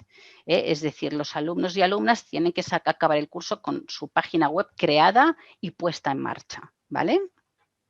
Trabajaremos el diseño de vuestra imagen corporativa como editores, ¿vale? Y os enseñaremos cosas que vosotros tendréis que enseñar a los autores con los que trabajéis, a gestionar redes, a realizar campañas de email marketing, a trabajar con el Google Ads, aprenderéis a monitorizar resultados porque os lo van a pedir, ¿vale? Y realizaréis un módulo de contabilidad básico que os resultará muy útil, sobre todo si queréis hacer edición independiente, ¿vale? Y muchas cosas más. El programa tiene más cosas, ¿vale? Si os apetece y tenéis ganas de convertiros en editores de mesa y en asesores literarios, que es fascinante, ya os lo digo yo, os animamos a consultar el programa en nuestra página web. Cualquier cosa, ya lo sabéis, info@historiasdondevio.com y os responderé enseguida, ¿vale? Y ahora sí, ahora veremos el turno de preguntas y espero que, como siempre, pues me preguntéis pues, la tira de cosas, ¿vale? Que responderé siempre que me sea posible. ¡Hala! Venga, que esta es mi parte preferida. Yo te paso una del chat, ¿vale? Vale. De Julia de la Fuente. Si puedes explicar qué es un nudo de desenlace. El nudo de desenlace es tanto el último párrafo del capítulo, ¿vale? Como el último párrafo de cada escena, ¿vale? Le llamamos nudo de desenlace porque tiene que proporcionarle al lector sensación de cierre, ¿vale? O en algunos casos tiene que generar intriga. Por lo tanto, no puede ser un párrafo cualquiera, no podemos cerrar una escena de cualquier manera. Por eso lo llamamos nudo de desenlace, porque tiene que dejarnos buen sabor de boca, tiene que provocar sensación de cierre, ¿no? Sensación de que esa unidad que es la escena se ha cerrado bien. Una consulta. Usted mencionó en una parte de los pasos sobre una novela coral. En el caso de que posiblemente una novela, digamos, que tiene muchos personajes, yo entiendo que otras personas me han dicho que es un poco quizás un poco peligroso porque tienes que mantener una buena narración que se pueda mantener, ¿verdad? Para que no se caiga en sí o mantenga aburrido al lector. En ese caso, digamos, si un libro tuviera 15 personajes que al inicio tiene cada uno su capítulo contando su vida, pero de ahí pasa algo que los une a todos. ¿Cómo mantener esos primeros 15 capítulos quizás? 15, ¿tienes 15 personajes? La verdad tengo 17, pero lo que intenté hacer fue que cada uno tuviera como que una historia con su propio lenguaje, o sea, porque es algo de no ficción, o sea, es algo realista, ¿no? De varias personas, vale. digamos.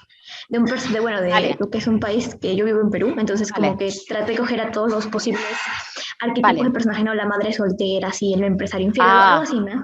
Entonces como que quise tratar la mitad de la novela, por decirlo así, la primera parte, que cada uno tuviera un capítulo contando su dilema de su vida y por qué es que llegan a ese mismo lugar, que es en sí un auto, ¿no? Que es una mañana, pues un día normal. Entonces lo que yo quiero hacer es como hacer que al final de que cada uno cuente sus vidas, o sea, en esa parte, ¿no? Y va a pasar un accidente que va a ser como que sus vidas se entrelazcan y pues al final, de cierta manera, uno impacta en la vida del otro, ¿no? Entre todos, por decirlo así. Entonces, pero sí entendí que muchas otras personas me aconsejaron tienes que tener mucho cuidado quizás al inicio porque pues no quieres que tu historia parezca medio aburrida al inicio porque también pues tenerlo como que porque es el mismo escenario, pues no es que cambie mucho, o sea, tiene solo 3 o 4 escenarios, por decirlo así. Entonces yo lo que quise intentar hacer, bueno, le estoy pensando así para la lectura es que quizás pueda apoyarme de otros recursos como es quizás una lista de música, o sea, como que los primeros capítulos intentar titularlos con una canción del género que tiene que ver con la historia, ¿no? Que el título de la canción tiene que ver con la historia del personaje ahí. Entonces quería saber qué tan óptimo, qué tan recomendable podía ser dentro de un editor pensar de esa manera, como que combinar la música con la redacción en ese momento.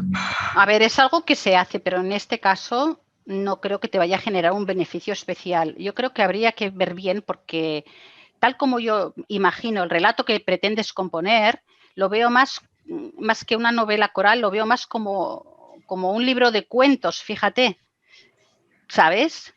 Porque 15 personajes, 15 historias, una novela coral no se puede componer con 15 personajes queriendo contar la historia de cada uno y después pretender que todo eso confluya de alguna manera. Necesitarías 700 u 800 páginas, ¿vale? No digo que no pueda hacerse, digo que necesitarías muchísimo espacio para narrar todo eso, ¿vale?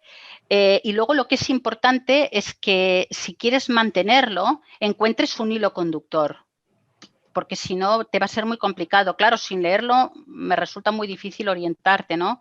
Pero yo ahí lo que veo es muchísimo riesgo, ¿vale? Es decir, ¿cuántas novelas has escrito antes? ¿Es tu primera obra? Sí, es la primera. Uy. La primera que termino, ¿no? Porque de por sí como que se me han surgido muchas ideas de tramas, pero esa es la que de cierta manera como que quise decir, hay que hacer esta primero, no sé. Entonces, ¿pero la has terminado ya? Sí. Ah, y la has terminado. Ostras. Pues, ¿y tú qué impresión de lectura te da? Porque es que yo yo lo veo más como un libro de cuentos.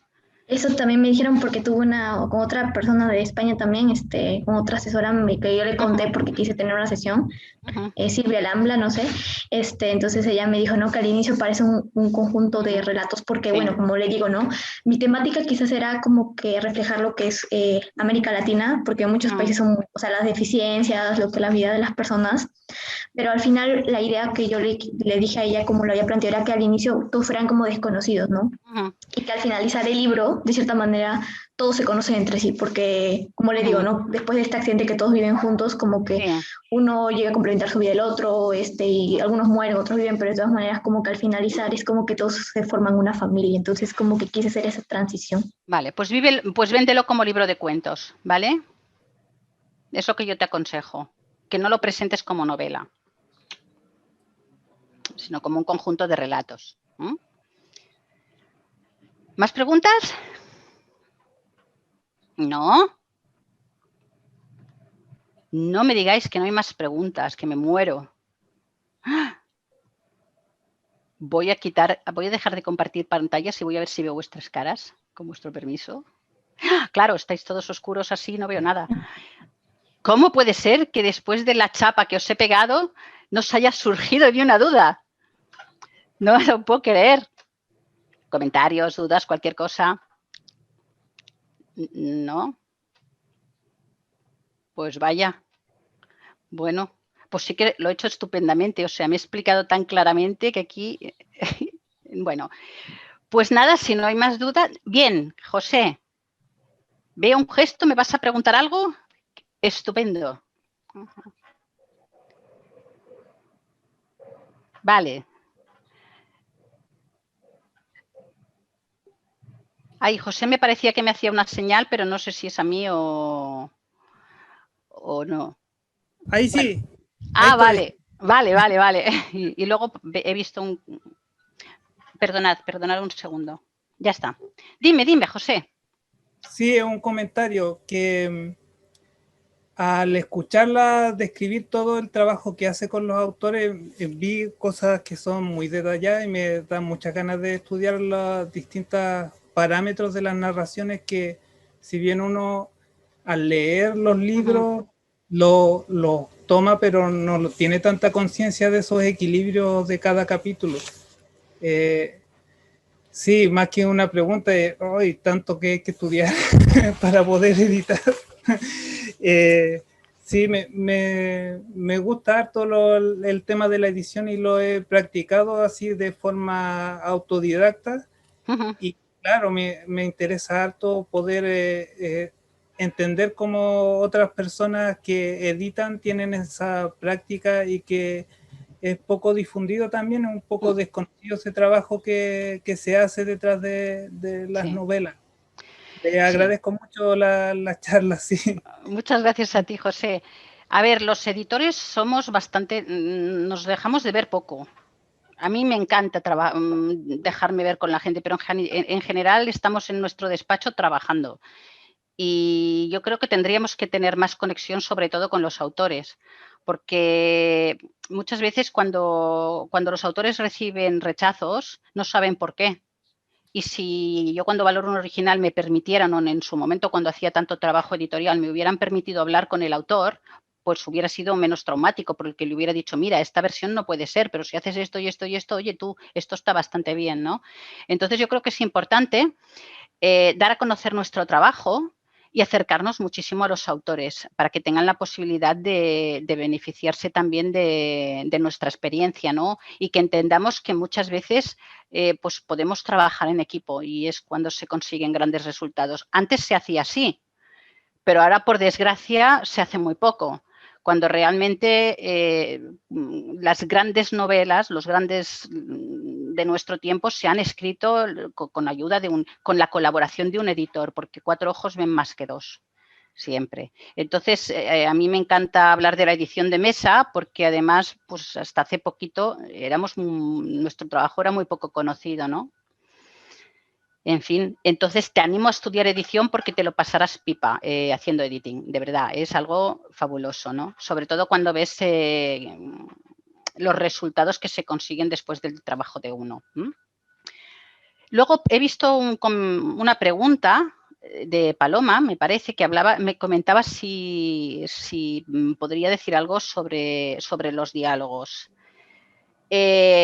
Hay un libro de Robert McKee que es fabuloso y que os recomiendo. Si me dais un segundo, busco al autor.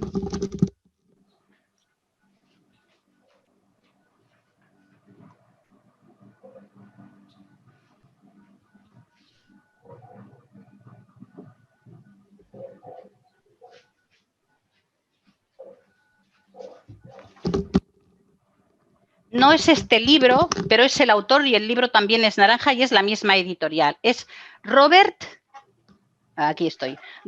McKee. ¿Vale? El libro se llama El diálogo. Robert McKee, sale del revés. ¿Lo puedes apuntar en el chat, Nuri? Gracias.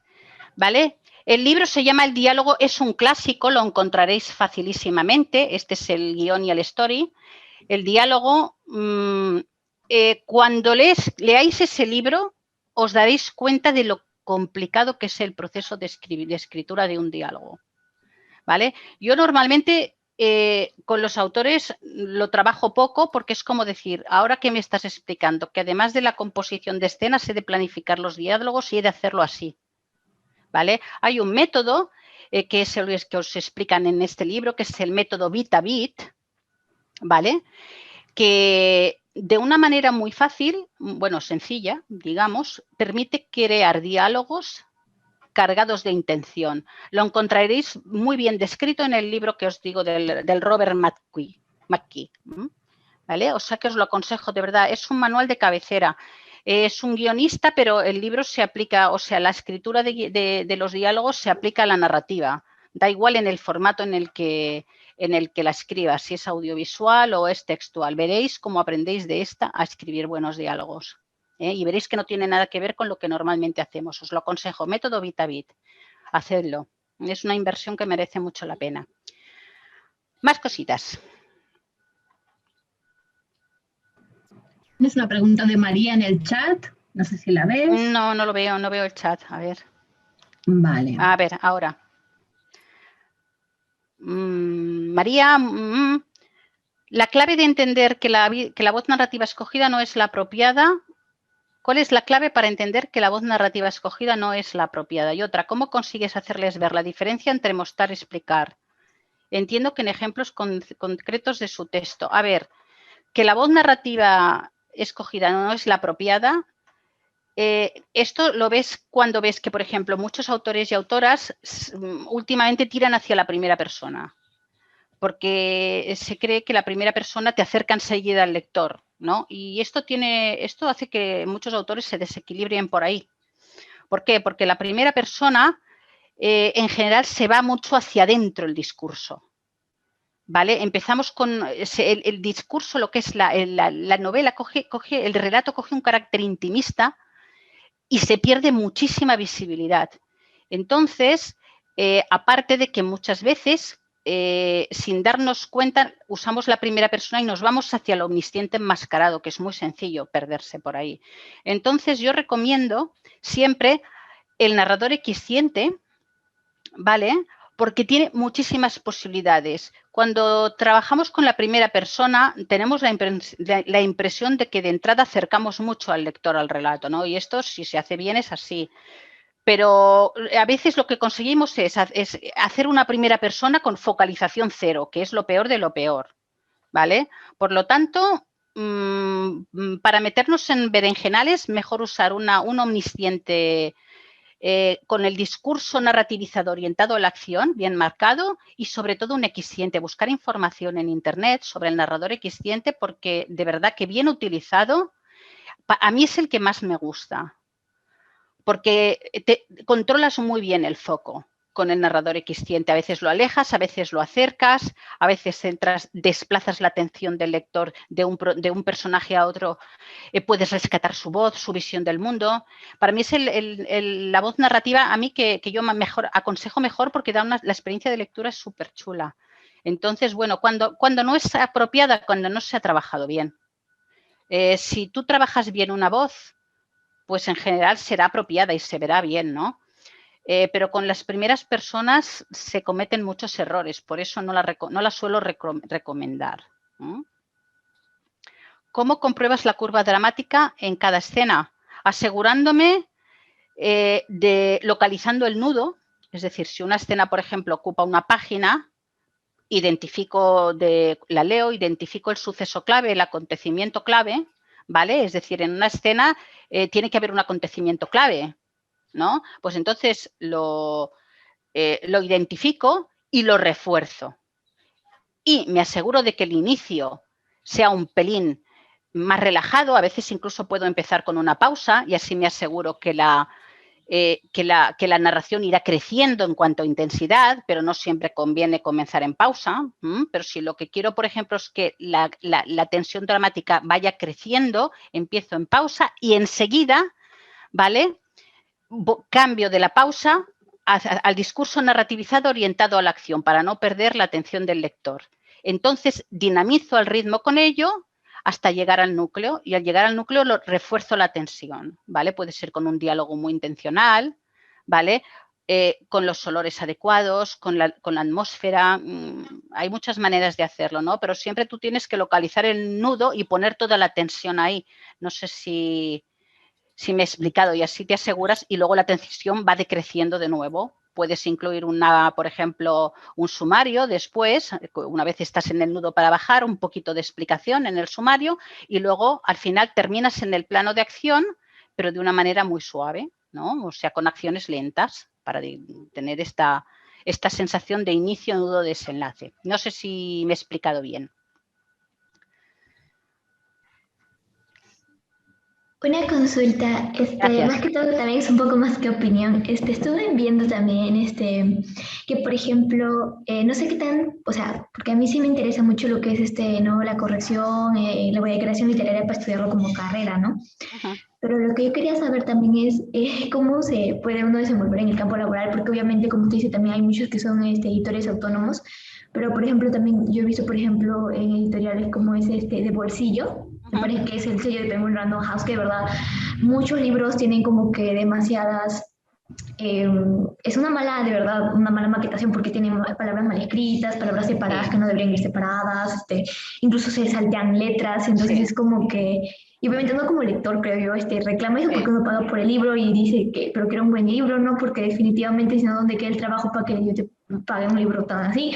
Entonces, en esos exactamente. casos, como, ¿de qué perspectiva usted lo ve? Porque definitivamente ahí creo que hace falta editores, ¿no? Pero de todas maneras Claro. como que no invierten en ellos, entonces siento que eso es un poco como que baja la moral para quien quiere Sí. trabajar de eso, quizás. Bueno, en realidad esto sucede por una razón. Yo, por ejemplo, cuando hacía edición de mesa en el sector, pues una editorial me solía encargar 10 libros al año, entre 10 y 12, ¿vale? Ahora, cada editor de mesa lleva entre 30 y 100. Ya me dirás a mí, uy, que me está, perdón, es que me estoy llamando de emergencia. Entonces, ¿qué trabajo de edición se puede hacer? Si tú tienes sobre la mesa 30 autores, incluso 100, yo digo, pues a mí que me lo expliquen. Me gustaría hablar con estos editores que trabajan con 100 autores, qué tipo de edición pueden hacer, ¿no? ¿Y cuánto tiempo dedican? Porque si yo con 10 o 12 ya iba sudando, pues digo, uy, pues sí que era lenta. Yo, claro que yo trabajo lento, ¿pero por qué? Porque hemos trabajado bien. En aquellos tiempos trabajabas como Dios manda porque podías. Pero si tú tienes sobre la mesa 30 autores, ¿qué tipo de editing vas a hacer con ellos? Es que es imposible. Y entonces las correcciones, pues la verdad que cada vez pagan menos, cada vez se paga peor, se contrata personal que no está capacitado y hasta los maquetadores, los estándares de edición, hay muchos que no los aplican. Entonces, pues bueno, así va la cosa. Por eso cada vez creo más en la autopublicación con sentido, en la autopublicación bien hecha, ¿no? Porque uno se lo guisa, uno se lo come y si uno sabe cómo trabajar bien, se encarga de que su trabajo y de que sus libros estén bien hechos, ¿no? Y esto es lo que opino del tema. Demasiados autores para los editores que hay, demasiado. Se publica en exceso. No es que haya menos editores que antes, a lo mejor hay alguno menos, pero el problema es que se publica en exceso y hay muchísimas obras. Entonces, claro, pues no se puede, es imposible trabajar como Dios manda. Tú ves a un editor haciendo un informe de editing para un autor que tenga 100 autores haciendo un informe como el que yo te he dicho, pues que no se puede, es imposible, no hay tiempo material, ¿no? Y esto es lo que opino. ¿Cómo se logra un buen encabalgamiento? A ver, si no hay una fragmentación temporal, haciendo que Julia me lo pregunta, ¿cómo se logra un buen encabalgamiento? Julia, tú los haces estupendamente, los encabalgamientos, que los tuyos me los conozco, o sea que por eso no tienes que sufrir, ¿vale? Pero bueno, si has planteado un nudo de desenlace, cuando vas hacia el inicio de una nueva escena o de un nuevo capítulo, pueden suceder dos cosas. O que quieras, esto es como bueno, yo me lo imagino es como el mar, ¿no? Que hay esas ondas suaves, ¿no? Y que vas transitando por ellas de esa manera, ¿no? Y así es como se hace de manera artística, ¿no? Y trabajando, pues, sobre todo, evitando ruptura, asegurándonos de que entre párrafos, entre el último párrafo y el primero, hay una impresión de continuidad, ¿vale? Esto se trabaja muy bien, pues también según cómo queramos empezar, si queremos empezar en pausa, si necesitamos empezar con muchísima acción, todo depende, ¿no? Pero bueno, el encabalgamiento se hace precisamente para reforzar la continuidad. Si hay una fragmentación, pues no lo necesitaremos, ¿no? Pero bueno, tus encabalgamientos son estupendos y tus nudos de desenlace también, o sea que yo no me preocuparía mucho por el tema. Más preguntas, que hoy hemos trabajado muchos conceptos, ¿no? Bueno. Entonces, basándonos en sus criterios de revisión, ¿Cuánto tiempo en promedio debería demorarse una revisión así pausada de un editing? ¿Por hoja o por...? ¿Cuánto tiempo al día se le dedicaría a eso, ¿no? Para que no sea tan saturado. Depende de la novela y de los ajustes que haya que hacer.